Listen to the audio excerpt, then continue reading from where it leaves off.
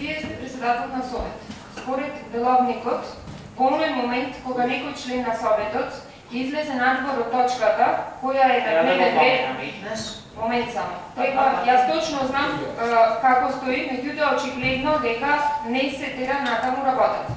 Прво, оваа цела мешаница настана, значи сакам да му одговорам и на колегата кој што пола ден не е присутен, а одофрла одместо дека некој бил вреќан. Оваа цела работа, исто така и колешката не беше присутна, не е запознаена. Оваа цела работа настана кога еден советник од оваа говорница излезе со говор буквално на омраза. Значи, јас не знам поинаку како да го дефинирам нештото кога се зборуваше за вработување во болница, што не е на локално ниво, и вие не му го одзедовте зборот. Значи, тука настана целиот проблем.